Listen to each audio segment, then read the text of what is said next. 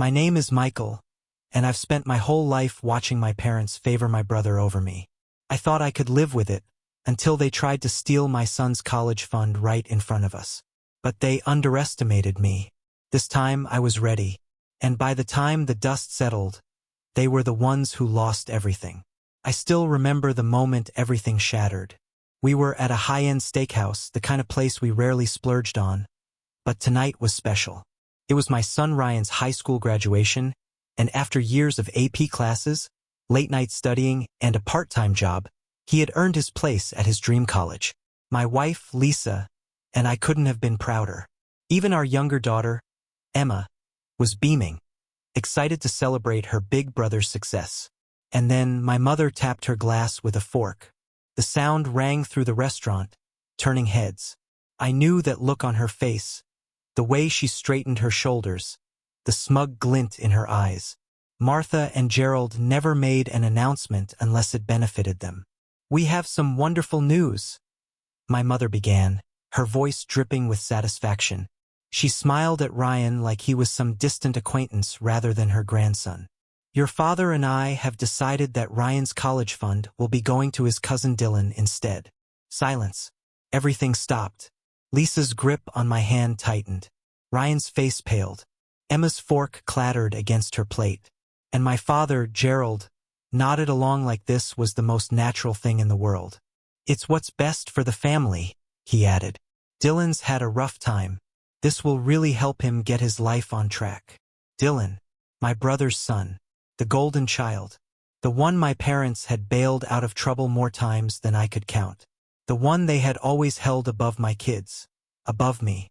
I could feel years of swallowed resentment bubbling up inside me. The endless times they had dismissed my achievements, overlooked my struggles, undermined my efforts. And now, they had been waiting for this moment, to take what belonged to Ryan and hand it to Dylan. But before I could even open my mouth, Lisa beat me to it. She let out a short, amused laugh. Then, she leaned back in her chair, took a sip of her wine and said, "That's funny, because we moved it last month." My mother blinked. My father's smile faltered. "What?" my mother asked, her voice sharp now. Lisa set her glass down, smiling sweetly. "Yeah, we saw this coming. So we moved the fund weeks ago. It's not there anymore." And that's when everything exploded. My mother's face turned red so fast I thought she might pass out. "You had no right," she shrieked. My father slammed his fist on the table, rattling the silverware. "That money was meant for family." I finally found my voice. "Ryan is family, and that fund was his. You had no say in it." "You're being selfish," my mother spat. "Dylan needs this. You know how hard things have been for your brother. We are fixing things for him, and you are ruining it." And that's when it hit me. They never planned for Ryan to have that money. Not really. They had just been waiting for the right moment to swoop in and take it. I glanced at Ryan. He was staring at them, his jaw clenched, his hands balled into fists on the table. He had always known his grandparents favored Dylan. But this was different. This was proof. In their eyes, he didn't even matter. And that broke something in me. "Fixing things?" I repeated, my voice shaking. "Like how you fixed things last time, when Dylan stole from us. Or when he got arrested and you paid off the charges. Or when he wrecked my brother's car and you bought him a new one." "That is not the same thing," my father growled. "Dylan has been struggling, and I'm a father doing my best to support my son." I shot back. "And you just told him, on one of the most important days of his life, that his future doesn't matter. That you were willing to steal his chance at the life he worked so hard for." My mother scoffed. "Oh, please. Ryan can take out loans like everyone else." That was it. That was the moment I knew. There was no coming back from this. Ryan pushed his chair back so hard it scraped against the floor. He stood up, his hands trembling, but his voice strong. "I don't need anything from you. I don't need your money. And I definitely don't need you in my life." Lisa stood too, placing a hand on his shoulder. "Let's go." Her voice was steady, calm, controlled. I rose from my chair one last time. I looked at them, the people who had raised me, who had never once treated me as an equal to my brother, who had now tried to steal from my son in broad daylight. This was your last chance. My voice was low, quiet, but firm. You have shown again and again who you are. But today, you made sure we'll never forget it. And with that, we walked out. My parents screamed after us, called us ungrateful, shouted that we were tearing the family apart.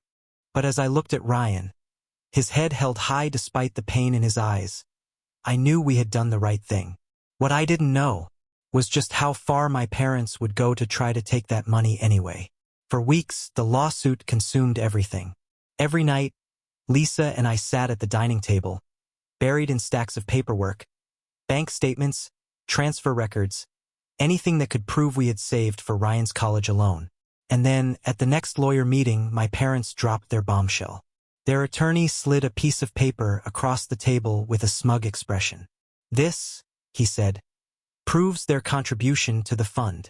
Picked it up, my pulse pounding.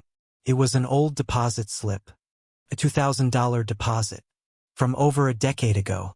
I stared at it, then at my parents, who were sitting across from me with the same self-satisfied smirks they had worn at the restaurant.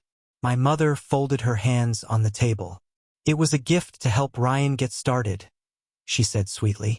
"And without it, you wouldn't have been able to save as much as you did." I felt pure rage rise in my chest. A one-time deposit from when Ryan was a baby. And you think that gives you the right to take everything? "It was a contribution," my father said smoothly, "which means we have a legal right to contest how the money is used." Lisa let out a sharp, disbelieving laugh. "That's ridiculous." But their lawyer didn't blink. Legally speaking, the court could order that sum, plus any interest accrued over time, be returned to them. And that's exactly what happened. Weeks later, the judge ruled that while my parents had no control over the fund itself, we were required to return their $2,000 plus interest. It should have felt like a win. They didn't get the money. They didn't get to touch Ryan's future. But as I watched my parents leave the courtroom, smug, satisfied, as if they had somehow won, I knew this wasn't over. And I was right, because 2 weeks later, Mark came home, his face pale. "They reported us," he said. I frowned. "What?" He swallowed hard. "To the IRS. The room spun. My parents had filed an anonymous tip, claiming that we had been hiding money and misreporting funds for years. I clutched the counter. "This is insane." Mark nodded grimly. "Yeah, and now we're under investigation." As if the lawsuit wasn't bad enough, we now had to prove to the government that we weren't criminals. It got worse. Ryan's college financial aid was frozen. Because of the IRS review, his university put a temporary hold on his scholarship disbursements. The money he needed to start his first semester was locked. I felt something inside me snap. They didn't just try to steal his fund. They tried to take away his future. That night, I lay awake, staring at the ceiling, rage and exhaustion pressing down on me. And then, in the middle of the night, an idea struck me. My parents had always acted like they were so responsible, so financially secure. But I knew the truth. I knew their secrets. Years ago, before things soured between us, Mark had helped them set up their rental property investments. He had handled the paperwork, the tax filings, everything, and he had kept records. Lisa sat up when I suddenly swung my legs over the bed. "Michael!" I turned to her, a slow, cold smile spreading across my face. "I'm about to make a call." The next morning, I made the call. My mother picked up on the second ring, her voice sickly sweet. "Finally coming to your senses?" I almost laughed. "No. I'm calling to let you know that I found the real tax fraud in this family." Silence. Then a sharp inhale. "What are you talking about?" I leaned back in my chair, keeping my voice calm, steady, dangerous. "Your rental income," I said. "You know, the money you've been underreporting for the last 15 years? Her breath hitched. "You have no idea what you're talking about," she snapped, but there was an edge to her voice now. "Oh, I do," I said smoothly. "And so does the IRS. Or at least they will. Unless you drop this bullshit lawsuit and call off your games." Silence stretched between us, thick and heavy. "You wouldn't," she whispered. I smiled. "Try me." 2 days later, the IRS case against us was suddenly no longer a priority. A week after that, Ryan's financial aid was reinstated. They backed off. For now. Because my parents, they never let things go. And they proved it when we woke up to the sound of glass shattering. It was past midnight. I jolted awake, my heart hammering. Then footsteps. Inside the house. Lisa sat up, eyes wide. "Michael!" I was already moving.